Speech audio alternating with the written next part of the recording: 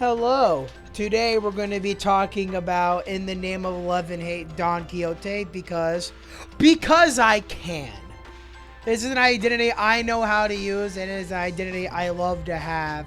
And also, since there's Wildper going on right now, I thought I might as well do an identity I have for it. I actually have. So, before we go into the full video, I'm going to explain just some couple things about her. First of all, she is a charge unit and is also a rupture unit. And she has main 2 states of life. She has Here Comes Magical Girl and then her regressive transformation dash reverse.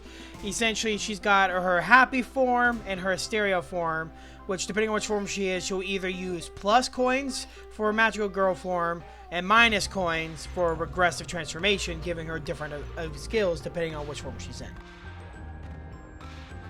So every single one of her attacking skills all has a dash 1 and dash 2. So for each of them, I'm gonna have them both played respectively because they're both similar but also different. So her skill 1-1, what it does is it will consume the charge count she has to gain coin power. And it'll also gain coin power for every normal potency she has. And just using the skill will give her 3 of the 3 counts.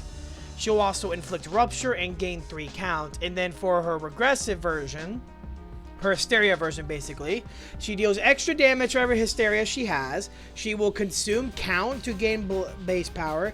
She will have extra base power for every potency she has.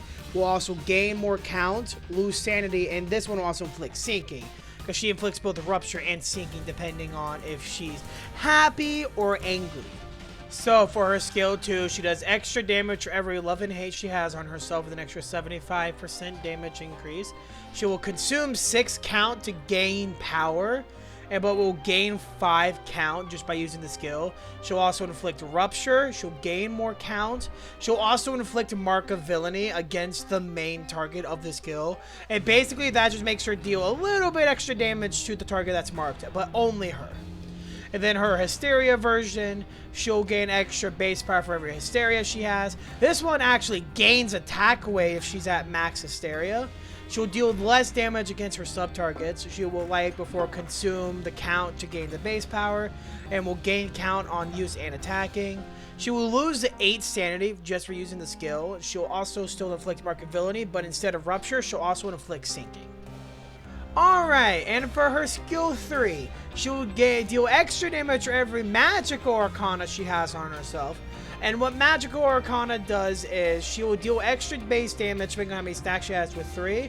However, if she ends the turn with 3 stacks, she will lower her sanity all the way down to -25, immediately putting her into her hysteria form. So that's the main way of getting her to go down into it, because her hysteria form does more damage. She'll do extra damage for every love and hate, and she gains extra base power for every love and hate. And then I know once she has a certain amount of love and hate, she'll instead do a different attack, which is the minor arcana slave.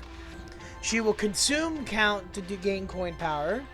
She will gain count for just using it. She'll also at the end of the attack gain magical arcana, and she'll inflict 4 rupture with the attacks, and these are unbreakable coins.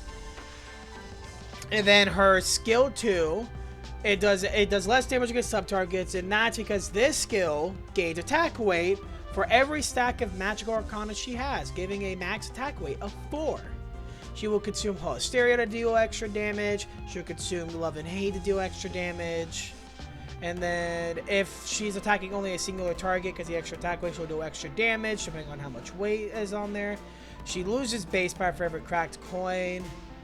And if she's not at -45 sanity and it's at less than 0, she'll heal, and she'll heal more. She'll heal SP and heal more the further away she is. The skill makes her lose 10 SP, and she inflicts 4 sinking. Her defense skill is very basic, gaining extra base power for every hysteria, and gives her love and hate count when used. So, like most units, she has 2 combat passives and 1 support passive. We've already mainly talked about her first combat passive, but just to brush over again, she gains love and hate every time she uses 10 count. If she does not, at the beginning of the encounter, she'll gain her love and hate and hysteria stack, so they'll start at 0. Then if she's at 0 or higher sanity, she'll have Here Comes Magical Girl, which lets her use the plus coin skills. And then if she's at less than 0 sanity, she'll gain Regressive Transformation reversed and will use her Hysteria skills. However, she, unlike N-Corp Sinclair, she actually has an SP gate, meaning that her skills cannot make her go below negative 40 sanity due to it, meaning that you really don't have to worry about her corroding at all unless, I guess, you force that onto her. And then her first combat passive, Magical Girl of Love / Queen of Hatred, which makes her deals extra damage every love and hate and gives her Magic Arcana. It's just that basic. And then her support passive is a little bit complex. If there are allies on her team that gain charge count with their base skills, the ally with the least charge when they use a skill, they will gain 2 charge counts. And then as well, this thing will also heal allies depending on the charge count and with the HP, with SP and HP depending on if it's higher or lower with the following chart listed below.